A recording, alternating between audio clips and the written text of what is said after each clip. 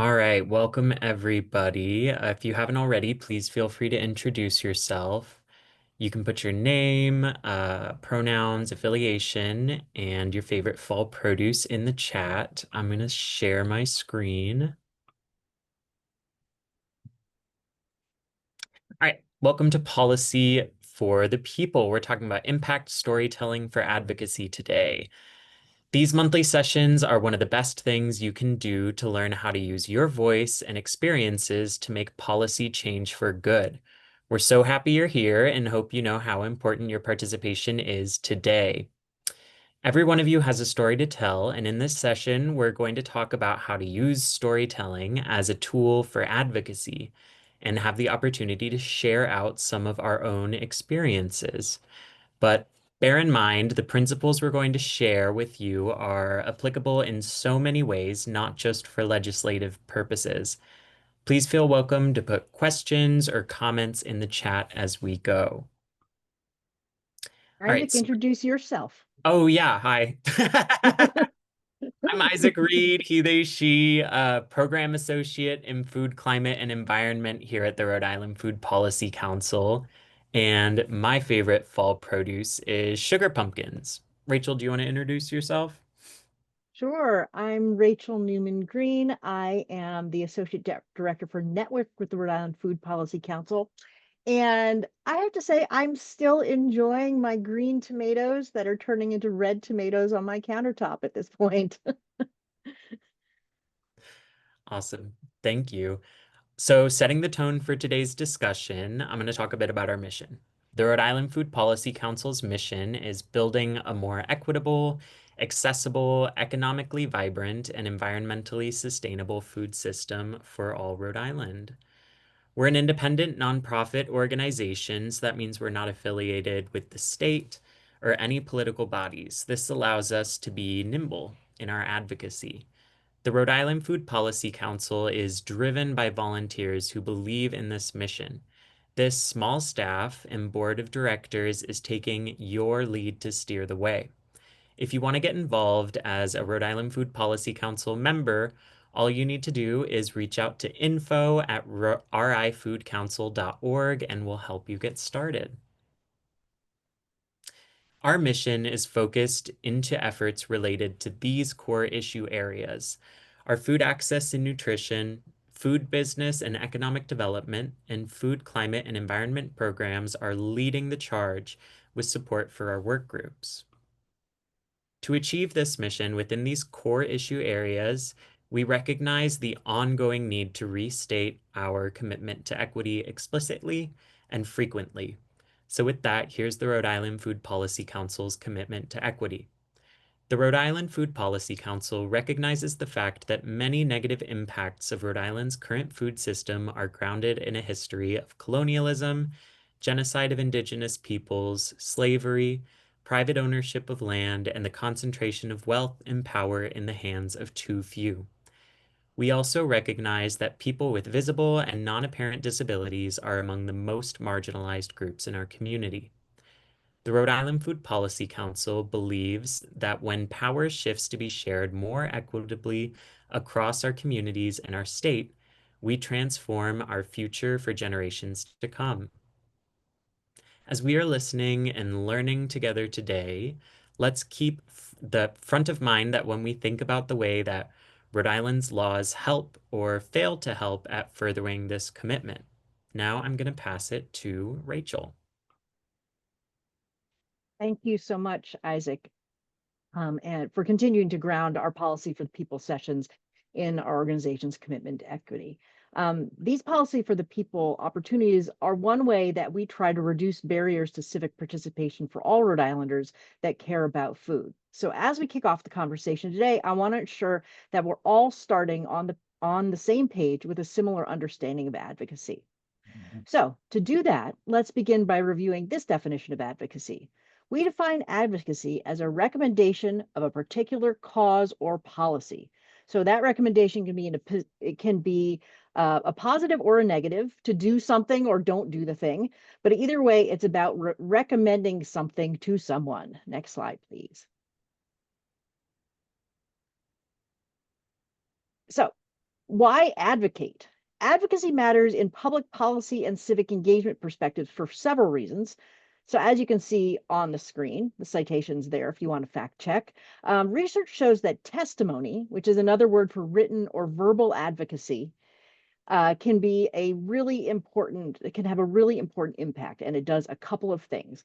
One, it can affect your legislators' awareness of issues. So in this case, we're talking about the folks who make laws and major decisions about the laws of our state.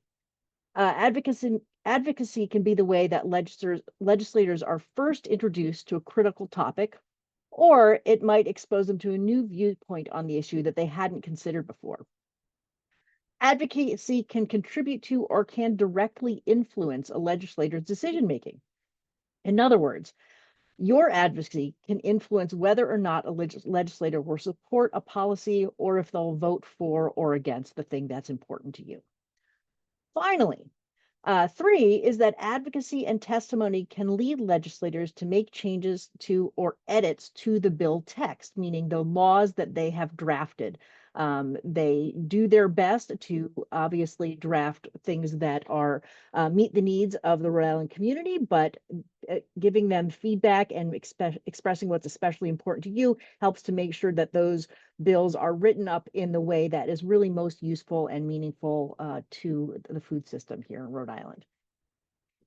Advocacy uh, is a key aspect of making sure that we have the best laws possible in our state. So now that we know that advocacy is key to making that policy change, let's talk about stories and why we should use them. We use stories all the time in our everyday lives, and it should be no different in our civic lives. When we tell stories, we share our perception and experience of events that shape how we view and interact with the world. So when we're talking about public policy, personal stories can bring to life and really show the failures or benefits of a policy or program.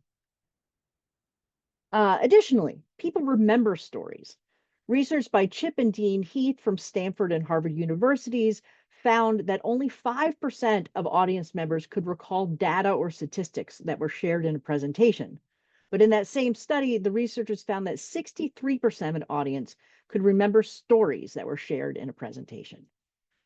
Stories are also useful because they give real world examples of where policy is succeeding or failing.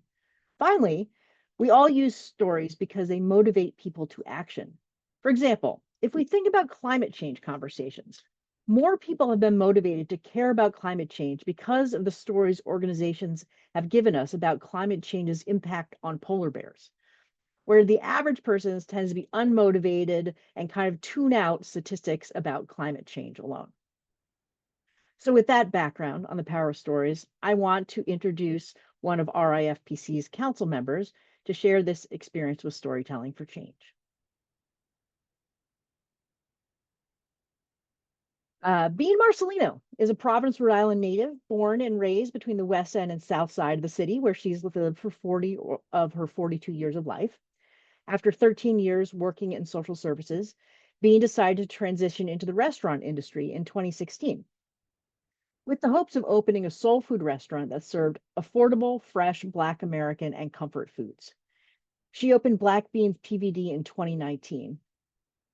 Since then, she's used her love of both community work and food to advocate for a more equitable food service industry as well as food systems. She does this not only by including it in her business model of pricing, but also by participating in the Rhode Island Food Policy Council and advocating for legislation that affects disadvantaged individuals and families, with a focus on advocating specifically for Black American individuals and families. Through the years, she's been part of various boards, and she looks forward to continuing the mission of being active in the community. Welcome, Bean. Hi, guys. Thank you for having me. It's a pleasure. Great to have you. I'm gonna spotlight you. There you go. Seriously, Bean, can you tell us about the issue that you have been involved in advocating for with the Food Policy Council? Oh, so when I joined the Food Policy Council, I joined with the intent of helping to, in some way, advocate to change the cottage law in Rhode Island. At that time, we were one of only 2 states left who didn't have cottage law, and I believe it was just Rhode Island and New Jersey. And so that was a main focus when I joined the board, was to advocate for the changing of that. And I'm going to summarize really quickly for folks who aren't aware of cottage law and what it is. Basically, it's a law that allows home food manufacturers to make and market their products in compliance with food regulations, food safety regulations. So that can be a great assistance to small businesses. So Bean, tell us about what story you shared when you were working on advocating for cottage law. So because I knew it was going to be a room of politicians on all sides, as they say, all sides of the table, I knew that there was a possibility of sharing just a personal story might not hit as home as far as much as sharing a personal story for me and one that was relatable to probably everybody in the room. So the story I shared was when I first came into the industry, I started with 30,000 of my own dollars that I had saved. I took that money and used it to invest towards me starting the restaurant. Had cottage law existed, I would have taken that money, invested in purchasing a home and starting a business from home. But I didn't. Housing market crashed. I ended up homeless.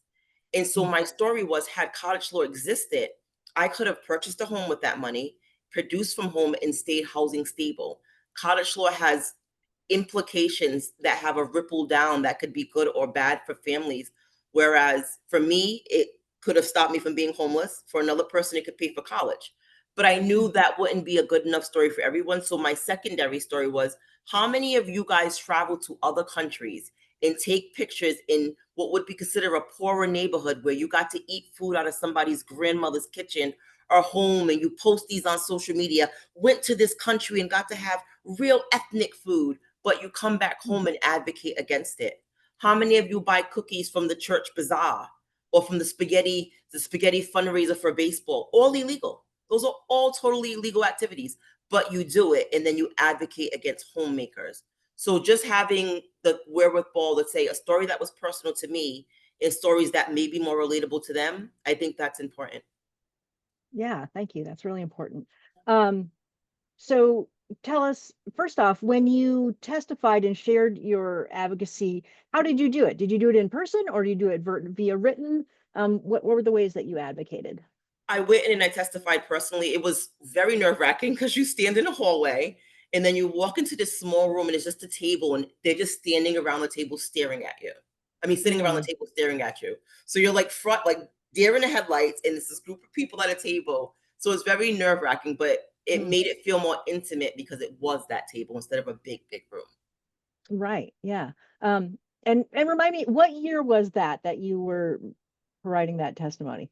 How about this? Was it pre-COVID or post-COVID? That's It usually was how people post, yeah, that makes it. do. It was post COVID. It was during, but towards the end of COVID, kind of. So Okay. I want to say maybe 2.5 years ago, 3 years ago, three Yeah. years ago. I think it's going to be. I think this is 3 years, October, November. Okay. Yeah, that makes sense. So the cottage law passed in 2022. And so at that point, things changed and small food manufacturers, small food businesses, home food businesses have opportunities that you didn't have at the time. So tell us, you said that the experience was intimidating and it was scary.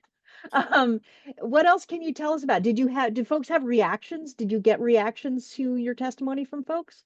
So I think it was more nerve wracking because I stood out in the hallway waiting and I didn't know what to expect. Mm, When I got in there and I saw the table and it just seemed like it felt like a high school presentation, like, or a mm. college small presentation in front of, or as I would say, playing violin for Christmas in front of the table of my relatives, which is what I would do. So I kind of had that feeling. It's like there are too many people around the table, but it wasn't as nerve wracking once I got in there. I think the experience for me personally was so fun because I got a chance to see them as human beings and not just people I saw in the newspaper or that I saw on the meetings we could watch online. They were actual human beings. And some of Mhm, them cried. They got up mm, and they gave me a hug. They said, I never thought of it that way. Gave me their cards. I've been in contact with some of them since then. And so it really opened, I believe, some people's minds to not thinking about the fact that you go away and you enjoy these moments outside of the country, and you come back to your own community and you put up barriers against Mm, that same lifestyle. And I don't think people really thought about what it meant in their life, if they were living mm, by what they're really believing in, or if they're just stating mm. something because it sounds good. When you make that Yeah. juxtaposition of, well, you go away and you do this, but you come Mm, here, like, which one is really you? And I think mhm, just opening up people's mind, a lot of them cried. They felt bad for having said no mm. before. Yeah.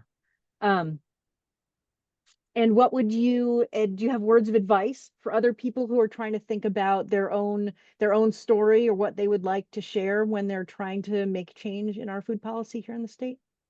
I think when it comes to change in general, we have to get to a point where we have to understand people are who they are. If Mm, we don't go into a room with the mindset, if I'm going to change their mind to be what my mind is, it's easier.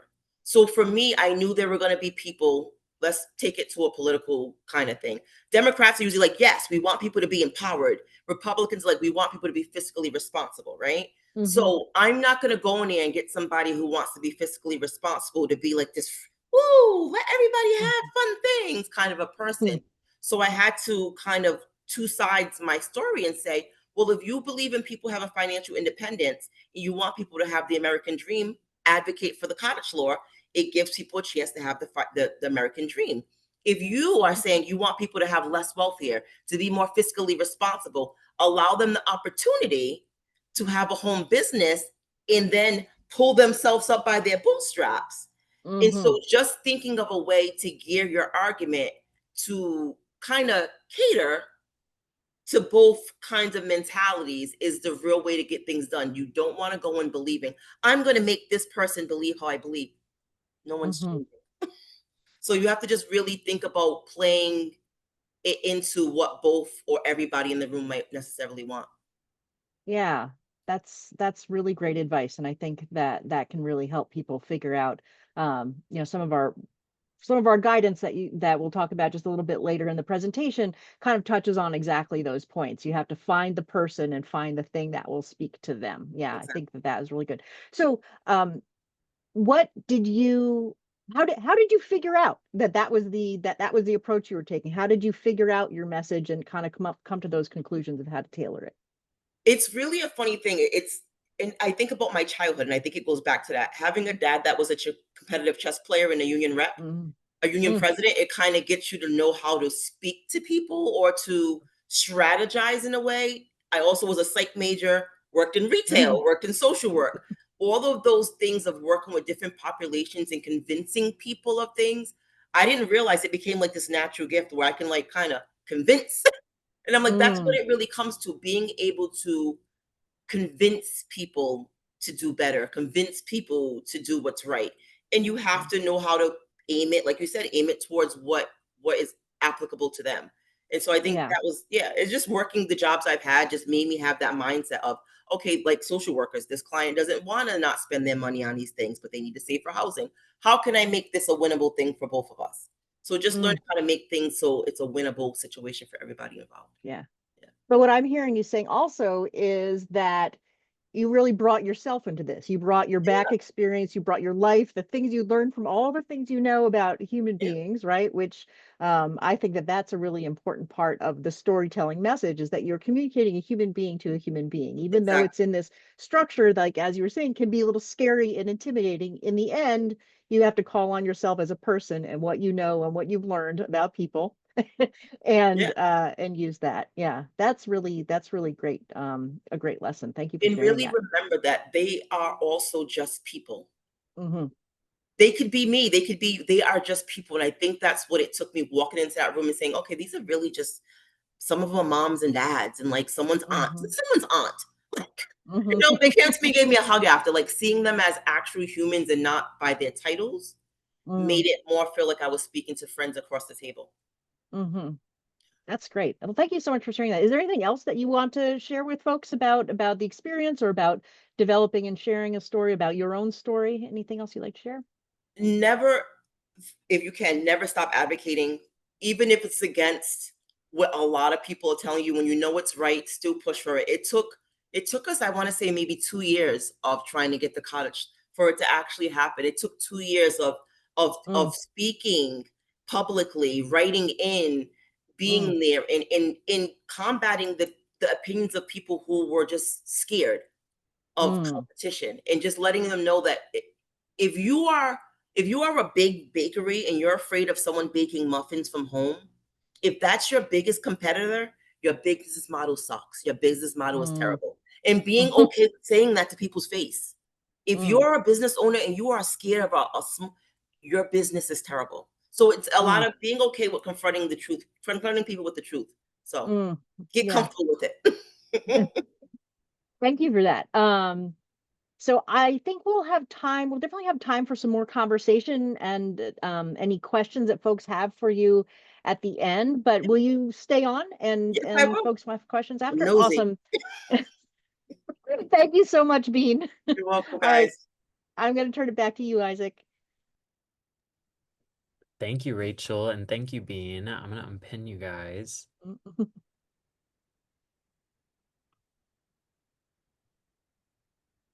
Rachel, it's not letting me unpin you. Can you unpin yourself? I can unpin myself. Oh, wait, there we go. All right. All right. Hello again, everybody. We would love to hear from you. We'd love to hear from a couple of other folks in the crowd today about what the power of stories has done in their lives. Does anyone have an example of a time they shared a story and that led someone else to make a change? This doesn't have to just be legislators. It can be other officials. It could be people in your personal or professional lives. When have you shared a story and someone changed their mind as a result?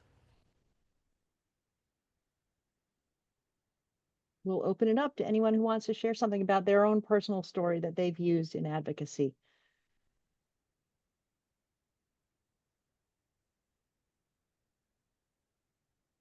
Jocelyn, are you able to join us? I think that you were sharing with me about some stories in your life. Yeah. Hi everybody. Jocelyn. Pronoun she, her. Yeah. So I'll just say I've been involved in policy for about 2 years now, doing mostly focusing on maternal and child health. I'm currently the director of program implementation and policy at the Hassenfeld Institute. Um, I'm trying to think about what you're saying, what you're asking about Rachel and Isaac, and um, I would say that so far, unfortunately, I don't know that I've had a success in changing somebody's mind. I know that I have had the opportunity to share my story with legislators by doing oral testimony at different committees in the legislature, and specifically the one that was more personal and related to food was around universal school meals. Growing up, my family and I received free and reduced lunch, and it really made a huge impact in my ability to access food when I was, going throughout my entire K through 12 education. It really made an impact for me, and it also, I think, alleviated some financial stress on my family as they didn't have to worry about, paying for the school meals of 4 kids. And also, I attended a district, and this is all information I shared, by the way, during my testimony.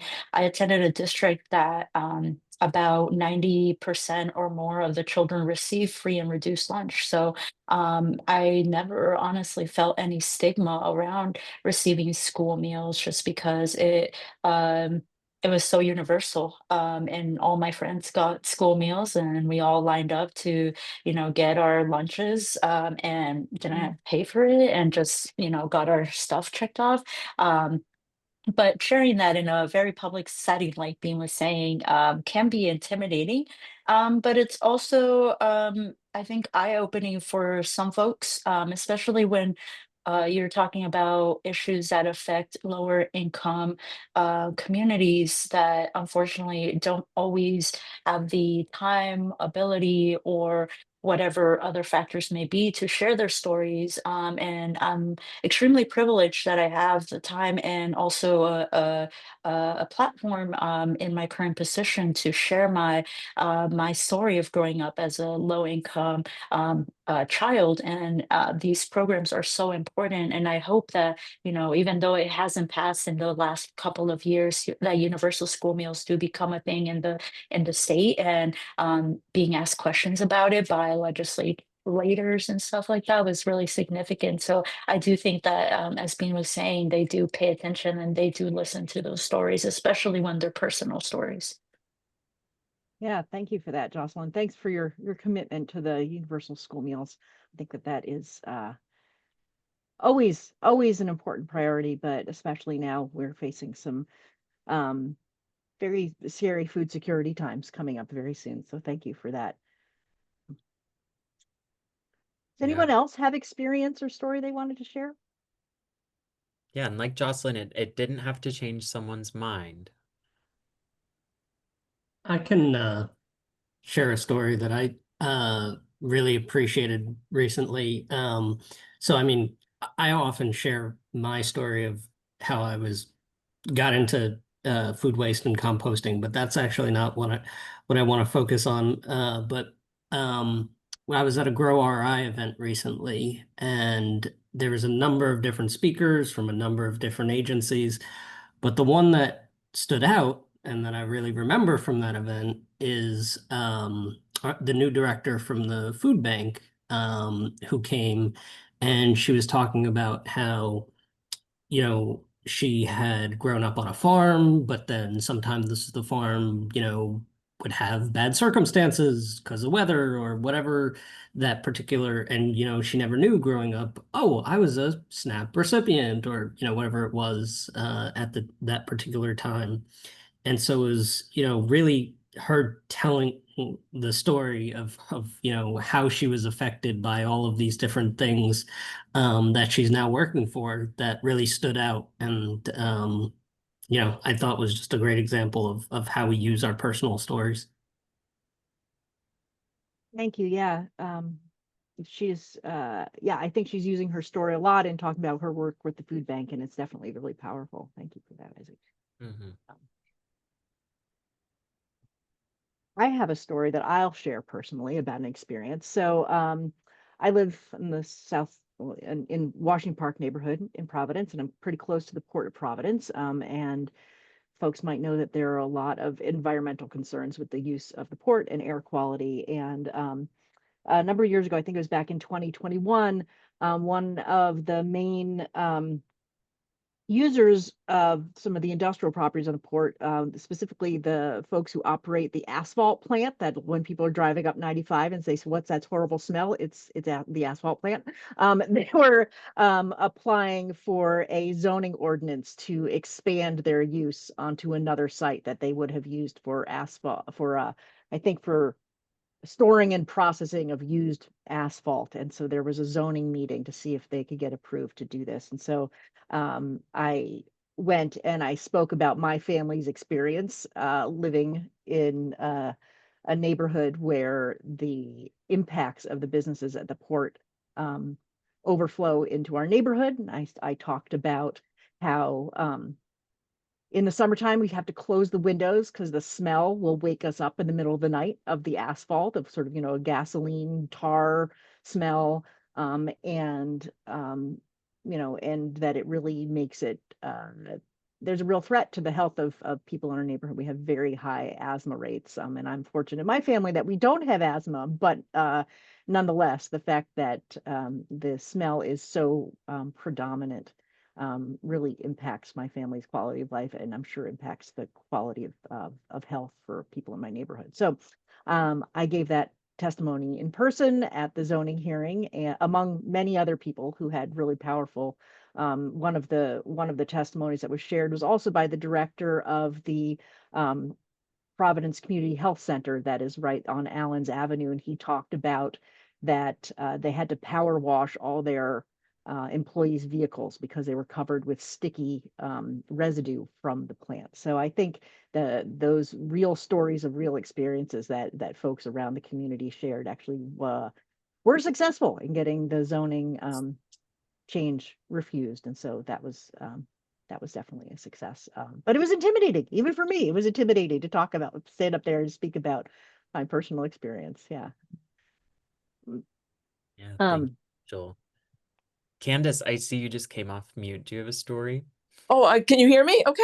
Yeah. we hear you. Oh, fantastic. I didn't mean to come off mute, and I wasn't going to speak, but I will speak because I just realized that advocacy I've done um, has changed the minds of hundreds of people. So I used to farm on a small farm here, the last farm in agriculture in Barrington, and it was going to be sold and turned into a housing development. So there we were with little kids on our shoulders, midnight, out putting signs up, all that said save the farm, save the farm. And for almost a year or so we kept trying to, well, actually more than a year, trying to save the farm. We didn't have the money. People were wonderful donating. We begged every legislator, every town official, and we still didn't have enough. And the advocacy worked because the state of Rhode Island came in and said, we've never done this before. Now, remember, this is a little tiny piece of property. It's 3 acres total. Um, and they came in with the funding that we needed. It wasn't a lot, but it was what we needed. And they were able to help us save this property, which is now a beautiful farm with probably 200 people involved in it, with nutrition, education, conservation, incredible programming. None of it would have been possible if just 1 or 2 of us had been involved. So it was a change of heart for everybody. We were able now to do a composting program, as some of you know, over there. And even that, every step was difficult. Nobody wants you to do that in their neighborhood because of coyotes or on and things like that. And because of that, and that outreach has gone on, and the advocacy has changed to 3 or 4 different directions, to nutrition, to going out to the pantries. So the little steps, just your one courageous move that when you're terrified to speak in front of people, it made all the difference in the world. So I mean, I can't inspire anybody enough to if they believe in something, you can move, as you can move a mountain. Thank you. Didn't mean to come wouldn't have spoke, but didn't mean to even come off of that here. Thank Yeah. you so much for sharing that. Yeah, thank you for sharing. It is so important to preserve our agricultural land here in Rhode Island. We have so little of it. Right. What? Yeah, I just wanted to jump back in, if it's okay. This is not, as you all probably know and are familiar with, there's a whole process as to how a bill even is drafted and comes to the committees. And one part that I have been able to be part of in my current role, and also as just somebody that lives in Rhode Island, is helping one of our senators in the legislature kind of draft in one of the bills. And one of the bills that I had the opportunity to contribute to, well, around prescription programs and benefit favor to cover those this medicine prescription program. And that experience for me was really significant because it was the first time I got to work directly with a senator. And like everybody has been saying, legislators are people just like us. They have in Rhode Island they have their full-time job, and they're doing this gig on a part-time. So they're busy. They have things on their plates. And getting the chance to sit down and talk and really help draft that bill, it was significant because I was able to bring not only my professional experience as a researcher that had conducted research in the efficacy of produce prescription programs in families who um, who were food insecure at a large medical system, and seeing that it had a positive impact on maternal mental health, and being able to share that information to inform the bill drafting so that it would be more inclusive, and it wasn't just for older folks or just medically tailored programs, but also prescription programs that are more supportive of those that don't necessarily have a medical condition, and also using my own personal experience of what it's like to rely on other food sources that are not one's own, and making sure that they are respectful and thoughtful, and not just seen as charity or anything like that, because at the end of the day, the families that are being helped by these bills and these food programs are independent, and unfortunately need communities to help with providing more stable food. And so just as having grown up with that food insecurity, I feel like it really gave me the opportunity to be mindful about that. That's awesome. Thank you. Right. I'm gonna give last call for any last stories. Yeah, David. Oh, well, I just wanted to bring sort of an overarching comment here as I listen to everyone, and I think Isaac B made a good point in the way he told his story. I try to go to as many things as I can to hear the stories, because then I think once the story's out there, it's kind of public domain in a way, and we should all be able to use these stories. And I do that often. When I'm at places, I'll say, "Oh, well, I heard this story from Bean," or I heard the story from Jocelyn, and make sure, of course, you attribute the story correctly and you get the story correct. But you can't just start saying, big strong man walked up to me, tears in his eyes, said, "Sir." You can't do those things, but you should use these stories because they're very effective. You may not have your own personal story to relate, but you can point them in the right direction sometimes. So I just wanted to add that, and I've actually got to jump off. I'm going into the food bank to advocate for SNAP. So I hope you all have a great time. This was excellent. Thank you very much. Thanks for your work, David. Yeah, thank you. Yeah, last but not least, Josue, I saw you unmute for a second. Is there anything you want to share? Yeah, hi, I'm Josue. I'm actually coming from Paraguay right now. I've been living here for like over 2 years now. Um, it's in South America because I know Paraguay is not well known.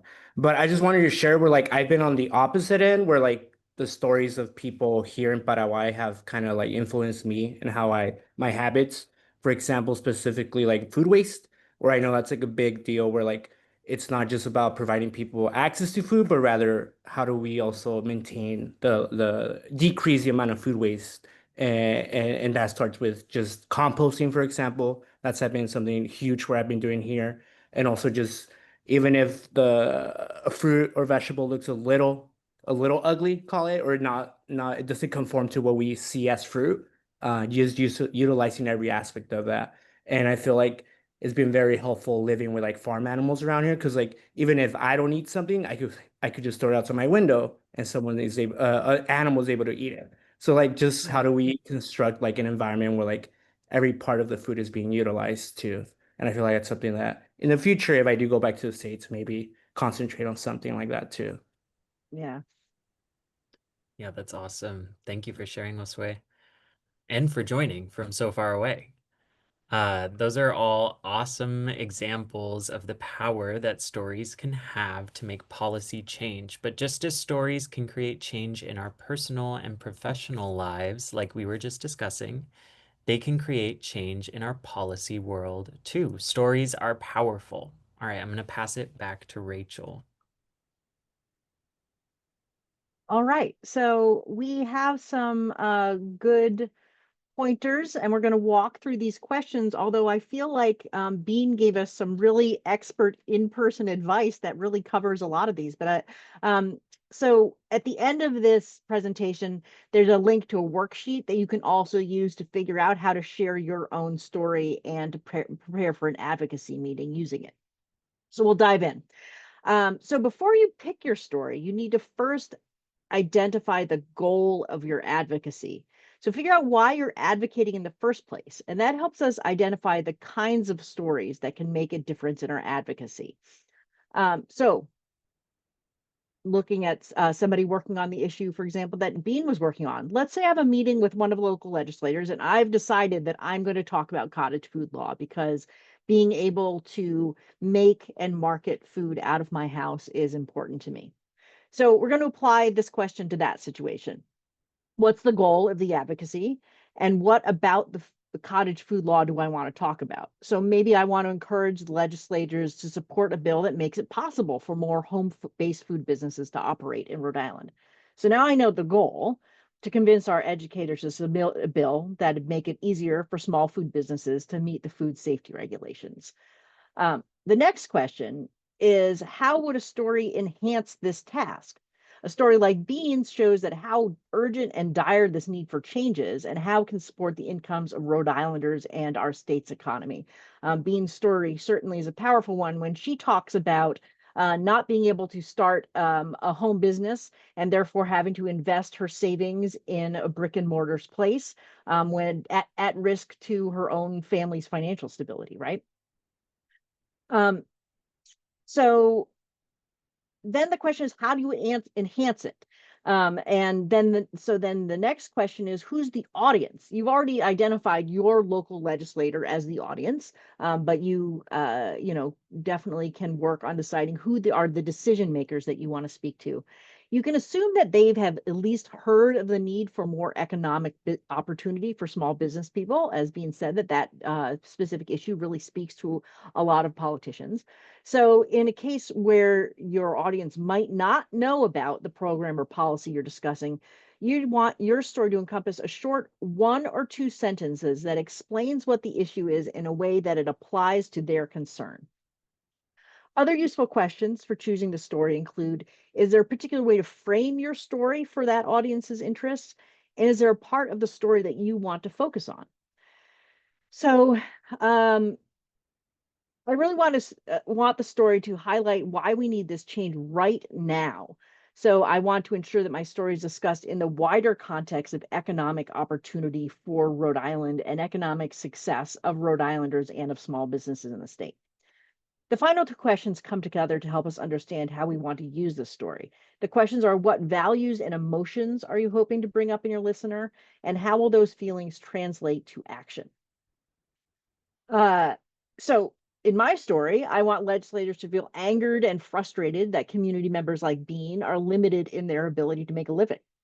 And when I think about all the stories in my lives and other stories that I've been given permission to share, I think that of the story that Bean just shared with us or the story of other small businesses like hers.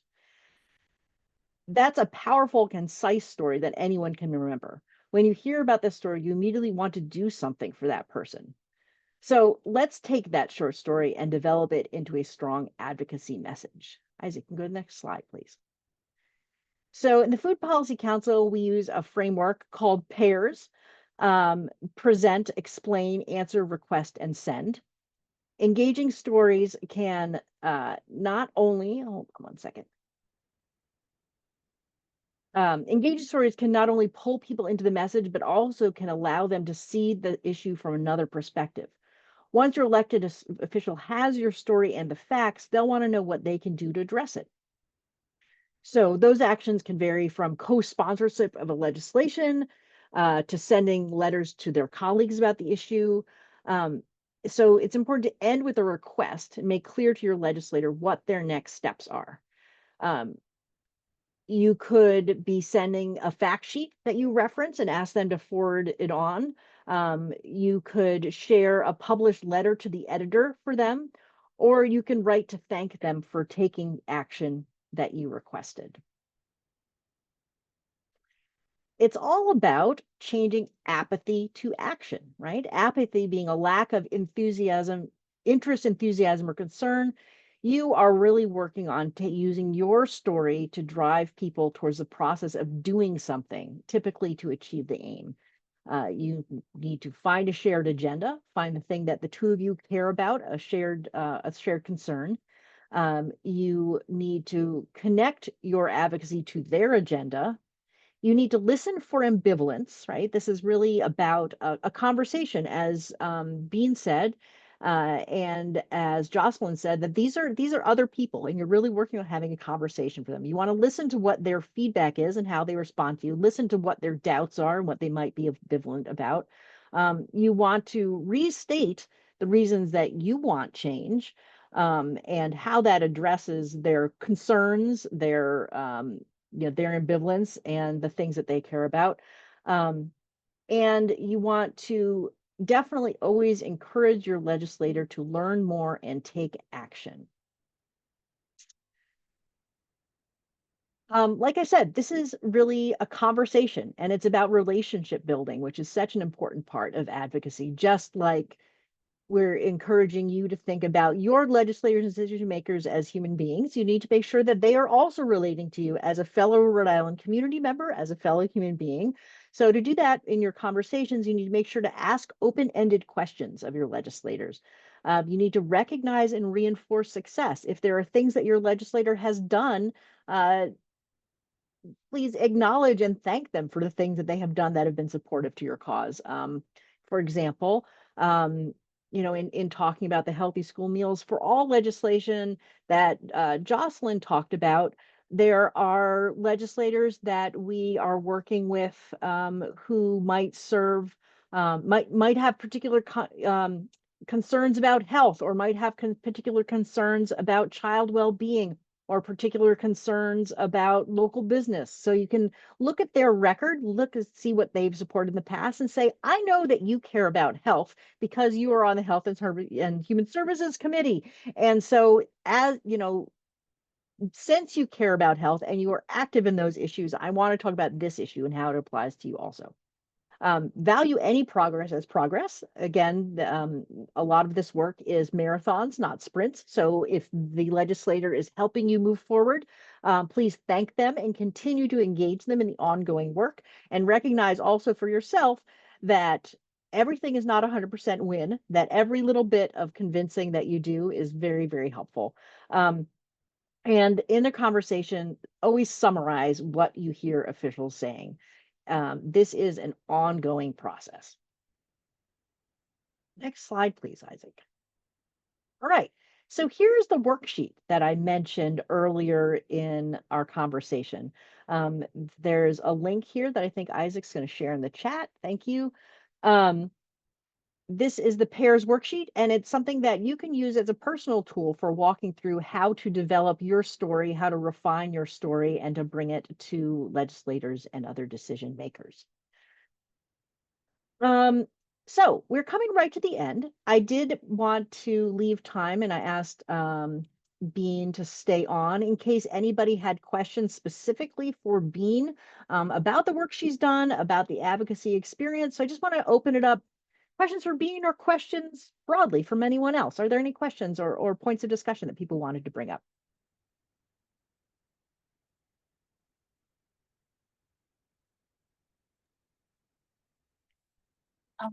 If nobody has any questions, I would love to just, let um, everybody know. I had an opportunity to share some of my experiences last week with students as well here at Brown University. And what I found really helpful, and knew that they didn't know was, that our legislators, especially here in Rhode Island, there's like I mentioned before, they're part-time, and so most of them don't have staff. So if you call them to say something, or to share your story, it doesn't have to be in a public setting in the committees, the way that we have been talking about it. It can be on the floor, it can be on the phone or email, and most of them answer their own phones. I've heard legislators say like, "Oh, I got so many calls," and you ask them how many calls, it's 5, it's 10 calls. So and you think about the entire state of Rhode Island. So our stories really do make a difference, and communicating that and sharing that, whether it's at a committee hearing or over the phone with one of your legislators, can be really powerful. And I know there is a lot of disinformation, misinformation, and concerns around that. But our stories matter. They're our own, and data also still matters. And if you're able to share any data in addition to your storytelling, I think that only bolsters what you're saying and makes it more universal if you have other information to share. So just wanted to share that. Very, very good point, Jocelyn. And that kind of goes back to what folks are talking about earlier about that the legislators are just people. Yeah, a lot of they will answer their own phone. And if you email them, that's not going into some like mysterious box. They get that email, and it is often they will get a few calls that will put something on their attention. Somebody will mention something that touches them and is important to them. And that can really make all the difference. That's a super, super good point. Thank you for sharing that, Jocelyn. Okay. If there aren't any other questions or comments, I'll turn it back to you, Isaac. I have a quick comment. Yes, what's that? Just from being like on the other side, where like here in Paraguay, like businesses, home businesses, and multi-use is so prevalent everywhere. I feel like it creates it's a missed opportunity to create community within neighborhoods, within certain blocks, within a town. So I feel like it's very important the work that Bean is advocating for, because it like I said, it creates that interaction of daily interaction between neighbors, between people you may not ever meet, and creating your food, right? And I feel like it's very important. It's a pillar of the community when you have those local businesses, and when you're just restricting them and making them go through these regulations, right, of having specific standards. I feel like it creates barriers to have a more community initiatives. So I definitely a huge advocate for home businesses, big time. Yeah, thank you for that. And okay, finally, for new and returning folks alike, today's webinar is the third in our series, Policy for the People. Please continue joining us each month to continue our journey through food systems policy. Next month, we will be discussing the Farm Bill. The Farm Bill funds programs like SNAP and other food security programs. Like today, we've heard about Universal School Meals for All. That is funded through the Farm Bill. And these programs are under threat. So it also funds subsidies and opportunities for farmers, including small and urban farmers in our community here in Rhode Island. So if you haven't registered already, please do. I'll put the link in the chat. And with that, we've come to an end of this month's Policy for the People. We hope you all learned a little something new. Thank you for being here, and we'll see you November 19th. We're going to be talking about the Farm Bill, which doesn't necessarily feel like Rhode Island-based policy, but anyone that eats or supports strong local food systems ought to be paying attention to what's happening in DC. Log on to find out why. Thank you. Thank you, everyone. See you again soon.